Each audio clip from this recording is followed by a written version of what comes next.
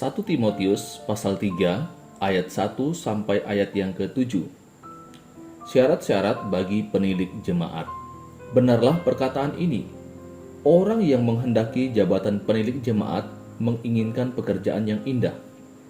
Karena itu, penilik jemaat haruslah seorang yang tak bercacat, suami dari satu istri, dapat menahan diri, bijaksana, sopan, suka memberi tumpangan, cakap mengajar orang, bukan peminum, bukan pemarah, melainkan peramah, pendamai, bukan hamba uang, seorang kepala keluarga yang baik, disegani dan dihormati oleh anak-anaknya.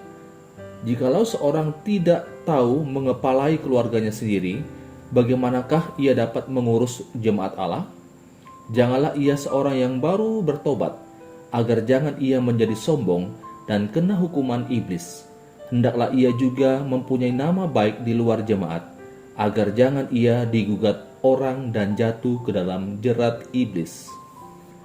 Saudaraku yang dikasihi oleh Tuhan Yesus Kristus, Lembaga Alkitab Indonesia memberikan judul untuk perikop ini adalah syarat-syarat bagi penilik jemaat. Kata penilik jemaat ini mungkin agak asing bagi kita pada masa sekarang ini. Kata penilik jemaat, gembala sidang, dan penatua itu memiliki arti yang sama, yaitu pengawas. Penatua dan penilik jemaat adalah dua nama untuk jabatan yang sama. Kalau kita membaca Titus pasal 1 ayat 5 dan ayat yang 7, kita akan menemukan banyak persamaan tentang syarat seorang penatua dan penilik jemaat. Penilik dan penatua adalah orang-orang yang dewasa dalam hikmat dan pengalaman rohani. Dalam perikop ini, Paulus memberikan 16 syarat untuk penilik jemaat. Yang pertama, tak bercacat. Secara harfiah, ungkapan tak bercacat berarti tidak ada apapun yang harus diperbaiki, yaitu seharusnya dalam kehidupannya sama sekali tidak ada yang dapat digunakan oleh iblis atau orang yang belum diselamatkan untuk mengkritik atau menyerang jemaat. Memang tidak ada orang yang dapat hidup tanpa dosa, tetapi kita harus berusaha keras untuk hidup tak bercacat atau tak bercela. Syarat yang kedua, suami dari satu istri. Ini artinya seorang penilik tidak boleh bercerai dan menikah lagi.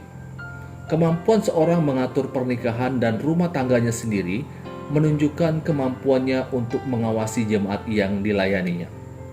Yang ketiga, dapat menahan diri. Arti lainnya adalah sabar atau dapat menguasai dirinya dalam segala hal, bahkan sabar menderita. Yang keempat, bijaksana.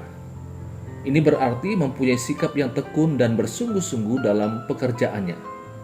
Syarat yang kelima, sopan. Kata lain dari sopan adalah teratur.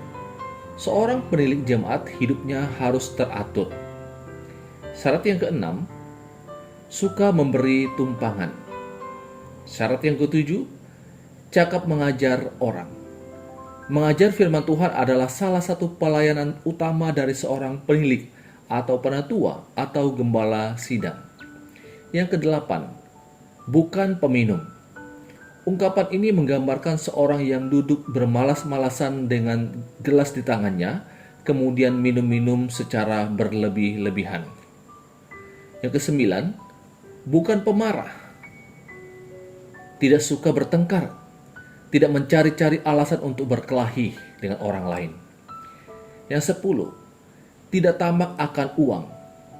Hal ini akan dibahas dalam pasal 6 ayat 3 sampai ayat yang ke-10.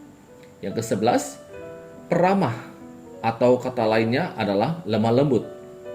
Yang ke-12, pendamai.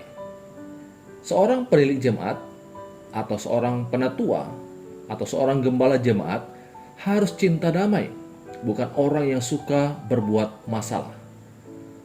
Bukan hamba uang. Yang ke-13, bukan hamba uang. Seorang penilik jemaat bukan seorang yang diperbudak oleh uang. Yang ke-14, seorang kepala keluarga yang baik. Yang ke-15, bukan seorang yang baru bertobat. Seorang yang baru bertobat harusnya tidak langsung dilibatkan pelayanan apalagi untuk mengajar. Seorang petobat baru harusnya banyak belajar memahami firman Tuhan.